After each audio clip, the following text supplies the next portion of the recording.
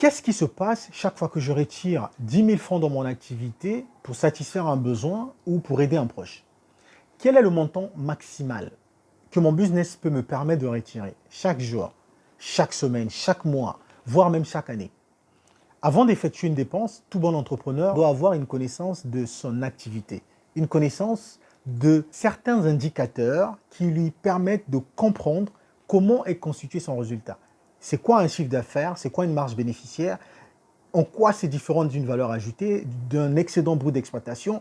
Et comment je peux savoir que ce que j'utilise aujourd'hui représente exactement mon résultat net? Si cela reste ambigu, ça veut dire qu'il y a un problème. Donc installez-vous confortablement. Nous allons prendre une feuille et un stylo pour approfondir nos connaissances. Tokei.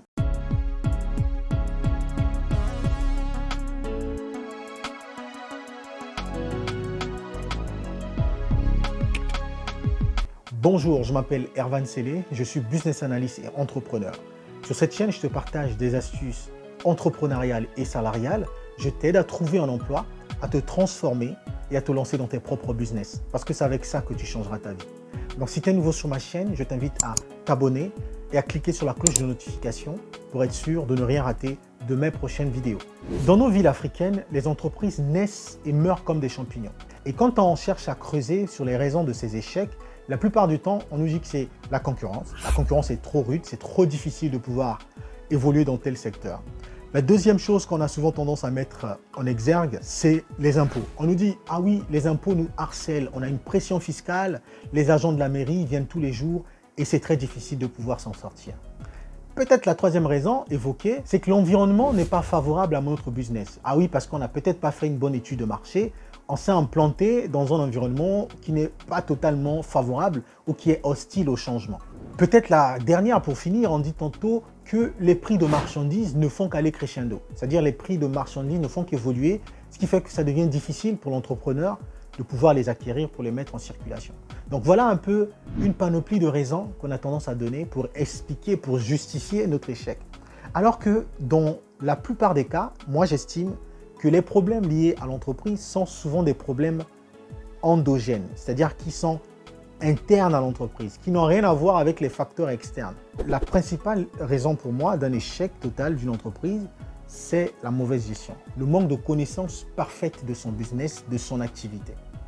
Et donc pour essayer d'aider les entrepreneurs que vous êtes, nous allons dans cette vidéo essayer de comprendre quels sont les indicateurs que les entrepreneurs doivent connaître déjà pour éviter d'effectuer des dépenses à tout va. Parce qu'on connaît tous nos parents, on connaît tous dans nos quartiers des personnes qui dépensent sans compter. Des personnes qui, face à un problème, n'hésiteraient pas à retirer de l'argent de la caisse. D'ailleurs, je pense qu'on le fait quasiment tous. Et donc, pour améliorer son activité, il faut savoir à quel moment dépenser et combien dépenser. Et pour avoir ces connaissances, la première des choses, c'est de savoir distinguer le chiffre d'affaires de la marge commerciale. Le chiffre d'affaires, c'est quoi? C'est vrai que ça semble être un mot assez compliqué, on entend un peu partout, mais de manière très simple, le chiffre d'affaires, c'est l'ensemble de tes ventes sur une période donnée. Donc, tu peux avoir un chiffre d'affaires journalier, c'est-à-dire l'ensemble de tes ventes par jour, le chiffre d'affaires hebdomadaire, donc l'ensemble de tes ventes par semaine, le chiffre d'affaires mensuel, etc. Alors, si tu es un entrepreneur et que tu n'es pas déjà en mesure de nous dire combien représente ton chiffre d'affaires par jour, par semaine ou par mois, c'est qu'il y a un problème. Donc, c'est déjà une notion importante à connaître et à maîtriser. Connaître ce que représente mon chiffre d'affaires le mois ou l'année. Après donc la connaissance de son chiffre d'affaires, il est important de connaître ce que c'est une marge, la marge commerciale. Alors, c'est très simple. La marge commerciale, si tu veux, pour arriver à vendre, il faut avoir acheté une marchandise. Donc, la marge commerciale constitue simplement cette différence entre la valeur de tes marchandises achetées et la valeur de tes marchandises vendues. Le gap, ce que nous appelons le bénéfice, ce qui ne l'est pas d'ailleurs parce que ce n'est qu'une marge et on va peut-être dans cette vidéo apprendre à mieux comprendre la différence entre la marge commerciale et le bénéfice comme nous l'appelons ainsi. Donc, la différence entre ce que j'achète et ce que je vends, c'est ça ma marge.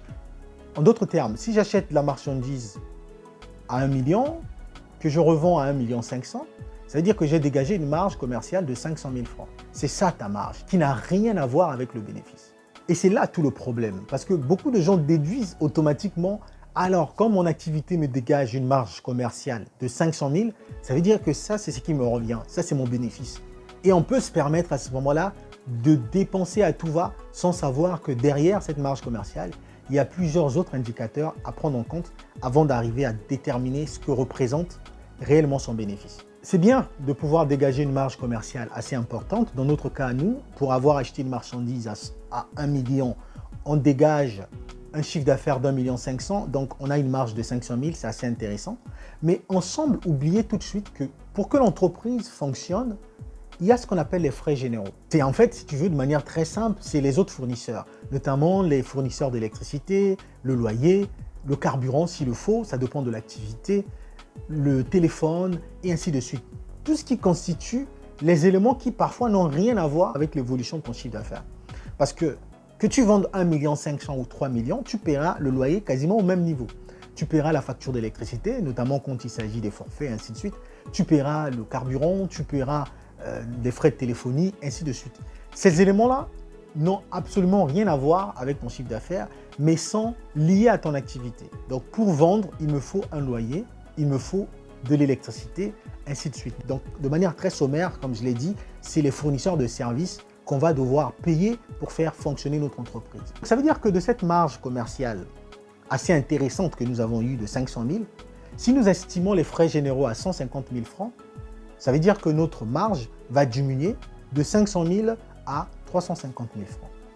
Et on commettra encore la bêtise de croire que c'est un bénéfice, les 350 000 francs restants, alors que c'est très loin du compte. Parce qu'après cette valeur ajoutée, il y a également un autre indicateur, un autre solde intermédiaire qui est très important à prendre en compte, c'est ce qu'on appelle l'excédent brut d'exploitation.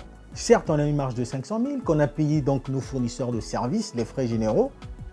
Ce qui reste donc les 350 000 francs, nous devons penser à un facteur important, c'est les salaires des employés. C'est les taxes que nous payons auprès de la mairie, auprès des impôts, par exemple la patente. Ce sont là les éléments à défalquer de notre valeur ajoutée pour avoir un autre solde intermédiaire. Donc si on estime qu'on doit payer la patente à un certain montant, les frais auprès de la mairie à un certain montant, et que l'on doit également payer nos salariés, estimons ce montant également à 150 000 francs, ça veut dire qu'on passe de 350 000 francs à 200 000 francs de marge. Et là, on peut encore dire que ça y est, je pense avoir tout payé, je pense avoir payé mon salaire, je pense avoir payé mes salariés, je pense avoir payé la mairie, la patente, je pense avoir rémunéré les prestataires de services. Donc, du coup, les 200 000 francs, c'est mon bénéfice. Pas du tout. C'est vrai qu'on peut avoir ce sentiment très rapidement parce qu'on a payé tout le monde, mais ce n'est pas encore le bénéfice. Mais je tiens quand même, avant d'aller plus loin, de signaler que l'excédent brut d'exploitation, c'est un indicateur très important pour l'entreprise. Très, très important. Je pense que c'est peut-être l'indicateur le plus important en termes d'investissement. Parce que si aujourd'hui, on veut voir un banquier pour solliciter un financement de son entreprise, le premier élément qui l'intéresserait, c'est de connaître votre excédent brut d'exploitation. Parce que à ce stade, on a quasiment payé tout le monde. C'est là où le banquier cherche à savoir si votre entreprise est viable et rentable. Si l'entreprise arrive quand même à prendre en compte tous les éléments liés à l'exploitation et dégager une marge assez importante. Donc c'est un facteur important à connaître et à travailler parce que, comme je l'ai dit tantôt, vous voulez voir un banquier, un investisseur, c'est un indicateur qui va l'intéresser. Si vous avez un excédent brut d'exploitation qui est faible, croyez-moi que ça ne sera pas nécessaire de pouvoir traiter les banquiers de tous les noms parce qu'ils n'ont pas voulu financer votre entreprise. L'indicateur dit tout. Voilà. Donc, après avoir déterminé son EBE, il est quand même important de connaître ce qu'on appelle le résultat d'exploitation de son entreprise. C'est très simple. Il faut juste se rappeler d'une chose, que c'est bien d'avoir vendu, c'est bien d'avoir acheté, c'est bien d'avoir dégagé des marges, c'est bien d'avoir payé tout le monde. Mais pour que cette entreprise fonctionne, il y a certainement des immobilisations. On a dû acheter en amont pour faire fonctionner l'entreprise. Pour le cas d'une boucherie, par exemple, vous avez dû acheter un congélateur, vous avez dû acheter pas mal de choses. Ce sont là des immobilisations. Mais ces immobilisations-là, il faudra à un moment donné les renouveler. Il faudra à un moment donné racheter d'autres immobilisations pour venir remplacer celles-ci qui auront peut-être pu user avec le temps. Donc, il faut à cet excédent brut d'exploitation venir réduire une part de l'amortissement de ces immobilisations. Parce que c'est ça qui va vous couvrir, vous mettre en sécurité de manière à ce que si demain, mon ordinateur tombe en panne, si demain mon congélateur tombe en panne, j'aurai aucun mal parce que j'ai provisionné, j'ai calculé des amortissements qui vont me permettre de renouveler ces immobilisations. Donc, c'est en défalquant de son excédent brut d'exploitation son amortissement qu'on finit par avoir un résultat d'exploitation. Donc, si on estime cet amortissement, parce qu'il peut s'agir de plusieurs immobilisations, encore est-il, ça dépend de l'activité. Pour une boulangerie, on va avoir des camions, on va avoir des machines, on va avoir pas mal de choses. Pour une petite entreprise, en tout cas, il n'y a pas beaucoup d'immobilisations. Mais dans tous les cas, si on estime nos immobilisations, donc nos amortissements à 50 000 francs, ça veut dire que de 200 000 francs de marge, on revient à 150 000 francs de marge. Alors, c'est vrai que quand on arrive à ce stade, donc le résultat d'exploitation, on est quasiment bon. Pour des petites entreprises, des PME notamment, alors oui, ça va quand même, on a pu prendre en compte plusieurs paramètres. Mais en fonction de la taille de l'entreprise, on peut être amené à déterminer un résultat financier. De manière très simple, c'est le gap entre les produits financiers moins les charges financières que l'entreprise va devoir avoir.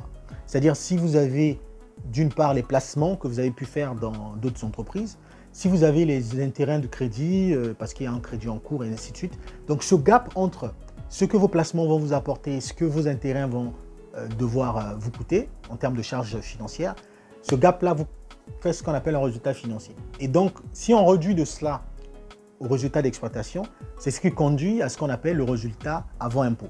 Mais encore, comme je l'ai dit, tout dépendra à ce moment-là de la taille de l'entreprise parce que ça dépend. Pour des petites entreprises, on n'en arrive pas forcément jusque-là.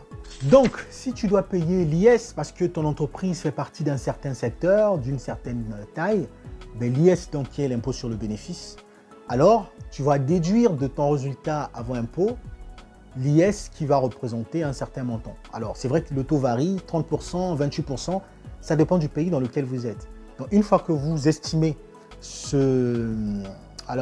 impôt, peut-être à 50 000, ça veut dire que de 150 000, on finit par avoir 100 000 francs de résultat net. Alors, vous êtes d'accord avec moi qu'on part d'une marge bénéficiaire de 500 000 francs pour avoir un résultat net de quasiment 100 000 francs. Je vous laisse cogiter et analyser la situation. Nous partons de 500 000 de marge bénéficiaire pour n'avoir que 100 000 francs de bénéfice. En fonction de l'entreprise, de son activité, il y a d'autres résultats qu'on peut calculer, notamment des résultats exceptionnels, résultats hors activité. Parce qu'on va peut-être vendre une immobilisation, ce qui ne fait pas partie de notre activité courante, ça va constituer aussi un résultat. Mais pour des petites entreprises que nous sommes, souvent on n'en arrive pas là, on ne vend presque rien. Et quand on vend, c'est l'argent souvent qu'on met dans la poche. On n'arrive pas à déterminer. Mais si vous voulez faire du sérieux, quand vous vendrez une activité, vous vendrez une immobilisation de votre entreprise parce que vous n'en voulez plus ou parce que vous avez renouvelé ou parce que vous avez acheté une immobilisation de nouvelles technologies, alors ce résultat-là que vous allez avoir, cette marge que vous allez avoir, vous devez l'intégrer dans votre résultat. Donc, c'est des choses à prendre en compte. Donc, si on revient à notre situation, donc nous passons de 500 000 de marge à 100 000 francs. Du coup, cela nous ramène à la question que nous nous sommes posée au préalable. Qu'est-ce qui se passe chaque fois que tu retires 10 000 francs dans ta caisse pour satisfaire un besoin ou pour aider un proche? La réponse, je pense que nous l'avons tous compris, que sans la connaissance de la constitution, de la construction, j'allais dire, sans avoir une connaissance parfaite de son entreprise, sans connaître comment est construit son résultat, on ne peut pas se permettre de retirer de l'argent à tout va. Car la conséquence, c'est la banqueroute. Donc, ça y est, j'espère que vous avez bénéficié de quelques conseils, de quelques orientations liées à votre activité. Donc, c'est quelque chose que je vous recommande activement de le faire, de pouvoir déterminer les différents soldes liés aux résultats de votre entreprise pour vous permettre de connaître votre niveau réel. Cela veut dire que si je dois avoir une marge de 100 000 francs par semaine, c'est jusqu'à hauteur de 100 000 francs que je dois dépenser, pas au-delà. Si quelqu'un se présente à moi pour me demander 200 000, je n'en ai pas, à l'impossible, nul n'est tenu.